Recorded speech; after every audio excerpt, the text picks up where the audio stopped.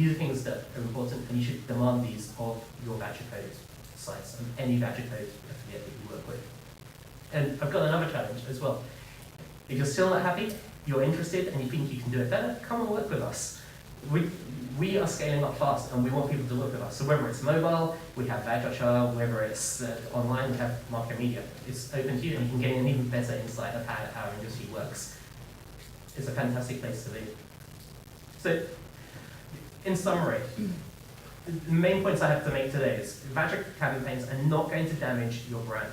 They are going to deliver a high value customer, and they're going to help you as merchants to win sales.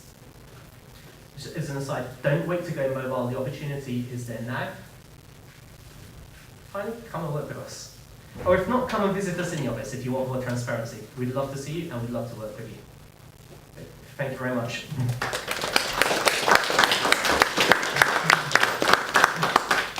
Okay, answer any questions at all? Ben? I think the most obvious question, what is your position with NFC?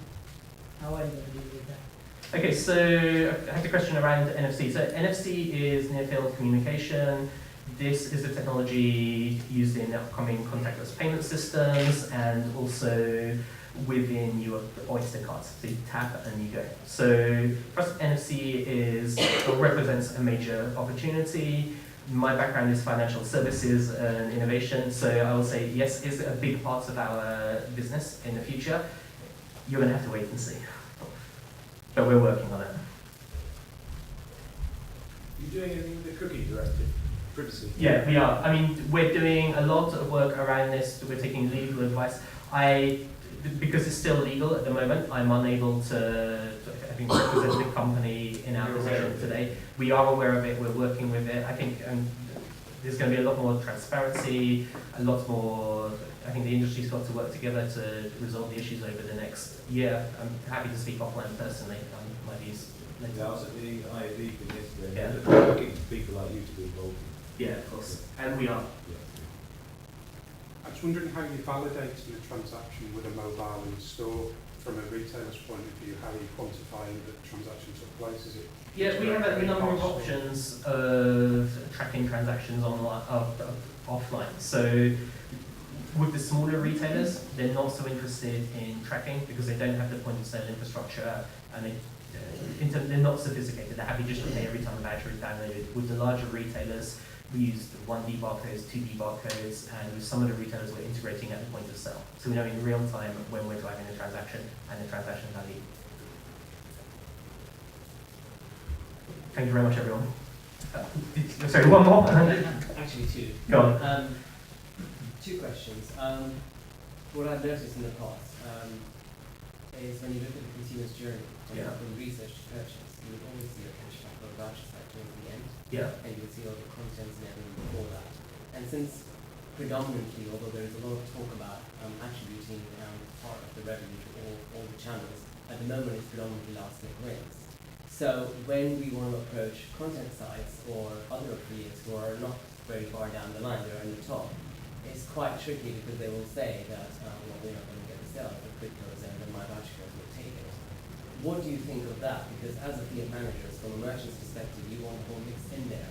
Yeah, and the definition becomes quite difficult. That's the first one. And the second one, what do you suggest clients? I work for a company that's an SME at the moment. We don't have a voucher functionality.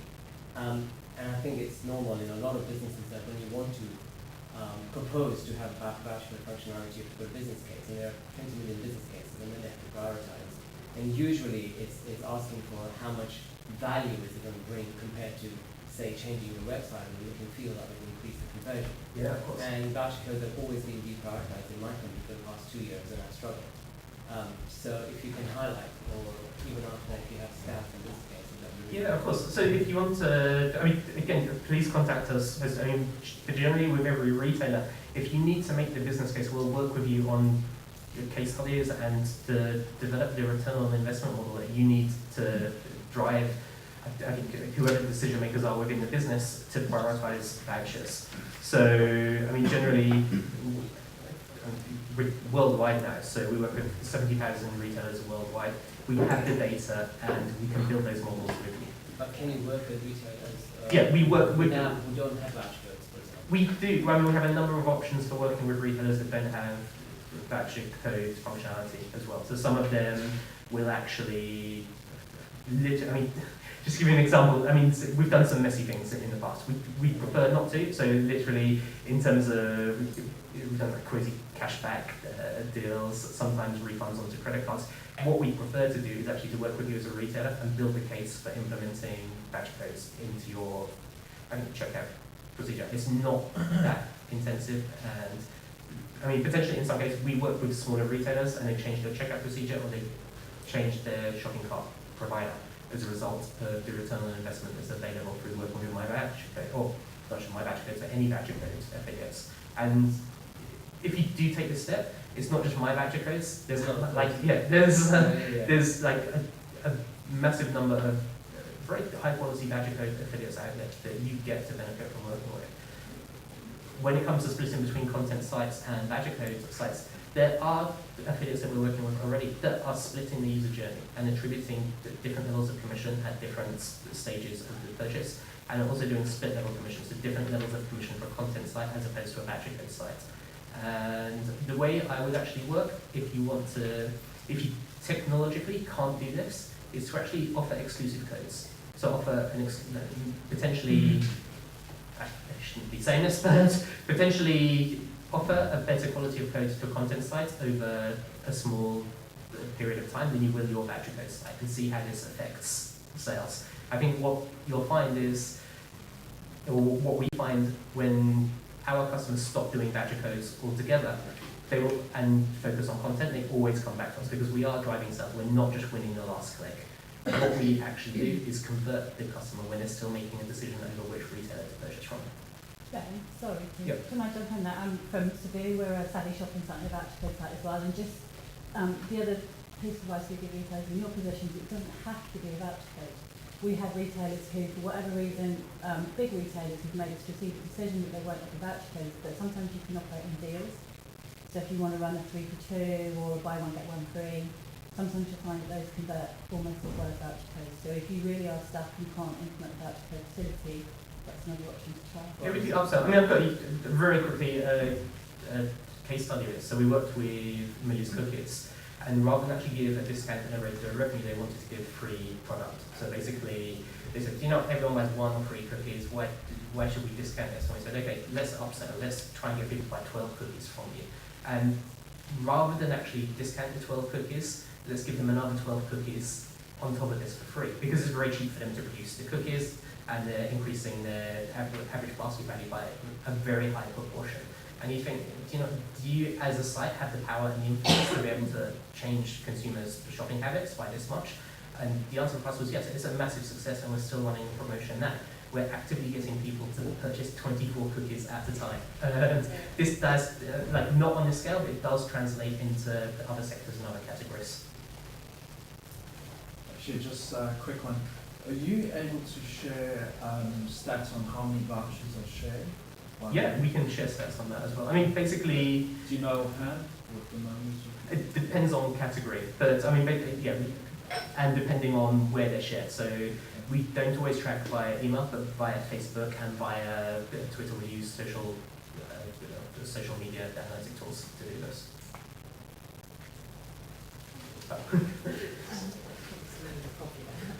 Just wanted to ask, which sort of sectors do exceptionally well, and what offers seem to really work well over others? Ones where you think, wow, that's a brilliant idea, brilliant offer. Yeah, so in terms of, you can always go onto our homepage, and it's very transparent in terms of who our most popular retailers are. So in terms of us, travel works fantastically. Even though we have a high proportion of female users, we still do very well in technology. So Currys, Dixons, and Dell do very well with us. In terms of offer quality, again, it really, I wouldn't say just it's a no-brainer that if you go and give 30% off everything in the store, it's going to perform very well. But what I'd say is, actually, one size does not fit all. You really have to work with your account manager and work with voucher codes affiliates to to actually understand your goals and understand who the users on our site are going to be that are going to be interested in your brand and your offer, and to target specifically for this. I think relevance is more, I mean, yeah, For your team strength. can advise on Of course. to people like you at starting. Yeah, most definitely. I mean, yeah, if you're a merchant and you're new to Voucher Codes, come and speak to us and we'll give you an introduction to the Voucher Codes and really educate you as well. So we're going to start doing, I mean, in the past, as a company, we haven't been getting out there, we haven't been doing the presentations and coming to events like this. That's changing as a company. So we're moving to London, we're scaling up, we're bringing on more stuff, and we are going to be doing educationals for merchants. Obviously, this is your chance to say anything new that you're doing in the next couple of months that merchants need to be aware of in next year or so. Yeah, of course. So again, I mean, what we find actually, a very large proportion of our merchants, even if they're UK based, generate a lot of sales from overseas. So we're expanding rapidly into other territories. We're now live in Germany, in France, in Ireland, and the US. We've just launched in Brazil. So as a retailer, if you're experiencing very large demand from these regions and regions other than the UK, come and speak to us because we have specific sites and we can put your offers into these. And the other thing is mobile. Like, don't wait for mobile. Come to us now, and we'll start to drive performance in the mobile channel for you. I'll jump in with the last one. Sorry. How do you recommend? What do you suggest to companies where the brand is slightly unknown? So, for example, I work for a company called Vouchers Travel, part of GTA. Yeah. It's slightly smaller out there compared to the Expedias and the last names. So you kind of tend to get lost a bit. What would you advise such companies and how they should deal with Voucher sites where you have the big balls already sitting there? You really need to work with the Voucher Code sites. So in terms of when you talk about your brand, it's niche, but it's a very legitimate brand and it has the potential to do very well. But what you really need to do is not just offer the same codes to like every content site and every voucher for the ad there. Work with one specific site, do an exclusive, and take advantage of the value-added services that they offer. So, and just as an example of my voucher codes, and this will be the same for any voucher code or any affiliate you tend to work with, choose one that has a very large proportion of loyal customers. So with my voucher codes, I mean, you have the option to do a service email to 1.7 million email subscribers. So at the right time of year for travel, I mean, that literally can, I think, make your brand. Thank you very much.